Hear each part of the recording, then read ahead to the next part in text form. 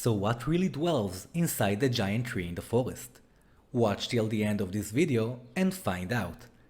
Hello Titan fans and welcome back to Manga Horse for a special video that every Attack on Titan fan would appreciate. Before we go on, let me just state that we are going to talk about things that haven't taken place yet in the anime, so if you are not caught up with the latest chapter of the manga, please keep watching at your own risk. On the year 2010, Attack on Titan manga first saw the day of light. 3 years later, us fans got our wish in a form of an amazing anime. The show swept us off our feet and found millions of fans worldwide. And although some of us fans like the show for its different aspects, one piece of information haunted all of us for years, and that is of course, what are Titans, and what is their true nature and origin. So today we are going to tackle this subject from every direction, and by the end of this video you will have so much more information about it, alongside my research and opinion about what I personally think this organism really is. Like I said, we will talk all about it, but not only, I will also give you a couple more known theories about it before I will give you my own. And of course, and like always, all of the theories we will discuss here today are only fun ideas for you to consider, and if you don't agree with something, just think of it as a fun way to look at this story. Now, in order to make this video more organized, I will split it into sections, where in each section I will try to provide an explanation for the organism according to different aspects, which are mythology, ancient, out of this world, parasitic, and viral. We will start with what I believe to be the most popular and requested theory, which is of course Norse mythology. I'm sure you've heard a lot of people claiming that Attack on Titan has a lot of aspects that resemble Norse mythology. That is correct, but unfortunately a lot of the information I heard is not accurate. So of course, I'm here today to make some sense out of it and give you the correct information. Now, it is true that the name Ymir is mentioned in Norse mythology, and the general notion about her is that she is the same name as the World Tree. That is actually not accurate. The World Tree, which its name is Yggdrasil, is the Tree of Life, an eternal green ash tree. The branches of this tree stretch and spread out, connecting the 9 worlds of Norse mythology. The 9 worlds are Niflheim, Muspelheim, Asgard, Midgard, Jotunheim, Vanaheim, Alfheim, Svartalfheim, and Helheim. Now, I'm sorry if I butchered some of those names, but as you can see, these are pretty hard to pronounce names, especially for me with my accent. These worlds are the home of different kind of beings, like the home of the gods, the home of the giants, land of the dwarfs, the land of elvish people, and of course, the land of mortals, which is our world. Here we can see a clear resemblance to the 9 Titans in our story and the connection between them, just like the paths connect the Titans and the rest of the subjects of Ymir.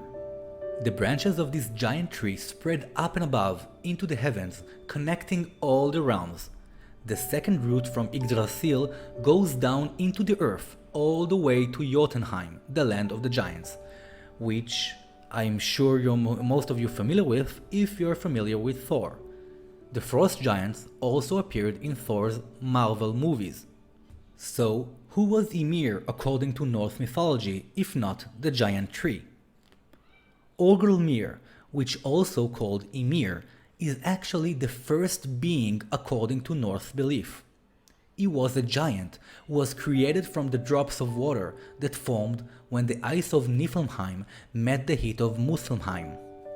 Orgelmir, which from now on we'll address as Ymir so I won't have to break my teeth, was the father of all giants. It is said that a male and a female grew under his arm, which we can actually see something resembles that from the panel of the giant tree. It was also said that the legs of Ymir produced a 6-headed sun.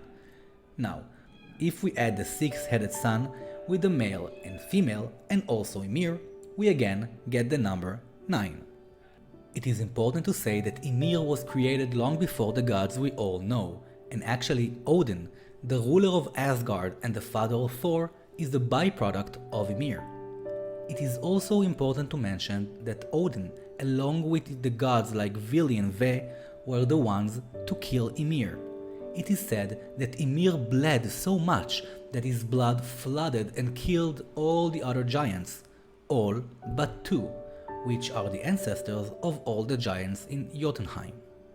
After Ymir's death, Odin and his brothers took the dead body of Ymir and fashioned the oceans from his blood, the soil from his skin and muscles, trees from his hair, clouds from his brains, and the sky they fashioned from his skull. Although it is not exactly what happens in the Attack on Titan story, we can clearly see the resemblance, especially when we know our Ymir was the first Titan, just like the Norse mythology Ymir was the first frost giant. And also the part where Ymir's body parts were used to produce other things, just like our Ymir body was used to create all the other Titans. All of this is good and well, and obviously the story is very interesting and has a lot of hard to pronounce names. But we don't seem to get a clear answer about the organism that lives inside a tree from that. So we will go on to the next on our list in order to try and see if we can solve the mystery. So let's move on to Out of This World. A lot of people are talking about the possibility of this organism to be some sort of alien life form. And although I personally don't think this is the case here, it is still worth mentioning. Now, when people talk about aliens, they seem to think more in line of these kind of aliens. But, unfortunately, the known facts about alien life form is much less exciting than this. Our Earth has been around for millions of years, and during that time we encountered meteorites falling into the Earth. If the organism in this tree is truly an alien life form, then it must have gotten into our Earth in that way, and not by spaceships like we see in the movies, crashing on our Earth and remaining dormant until young Ymir showed up. But why did it stay dormant? One idea is the lack of sunlight.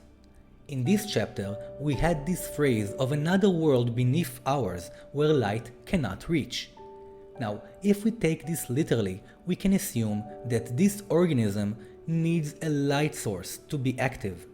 And we can also see this when looking at the Titans in our story, which also cannot operate without light. That is of course not the case for the Titans produced by Zeke's Scream. But that is a different case, because these Titans actually do need light, only less. And they get it from the moon, which is actually a planet that reflects the light of the sun. And if we want to be accurate, it reflects only between 3 and 12% of the sunlight that hits it. If I had to compare it with something from the anime world, it will be like the parasites from the amazing anime Parasite the Maxim, when the parasite fall to Earth as a very simple and fragile life forms. That is of course until they meet a human host and then merge with that body to form the next evolution of predators. For any of you who don't know what is a parasite, parasitism is a relationship between species where one organism, the parasite, lives on or in another organism, the host, causing it some harm, and is adapted structurally to this way of life. This is the same case in here as well. If that organism indeed entered our atmosphere in that way, it must have stayed alive and preserved inside the liquid substance inside a tree, waiting for the moment they could take advantage of some sort of host and to keep on living. This actually can explain the 13 years duration of the Curse of Ymir, because as the parasite keeps on feeding on the host's body can become weaker in a faster rate than normal. And that would explain the fast aging process we have seen former Titan Shifter suffer from. Now, to be perfectly clear, parasites usually don't want to kill the host because, without it, they will also be doomed because they will lose their life source. And the organisms that basically kill a human host would most likely be a bacteria or a virus, which usually survive by spreading around from one host to many others. Also, despite the things we see in movies when aliens try to take over the world, in our case, this organism is not like that. And if we put this in simple words, it also just wants to survive and to keep on living.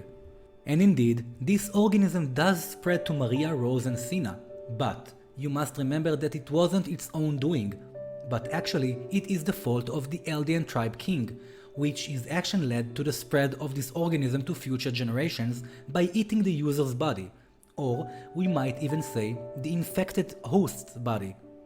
And also, without boring you with too much biology, I will just say that some organisms, like parasites, can actually change the structure of the host's DNA, and by that, producing a byproduct of both species.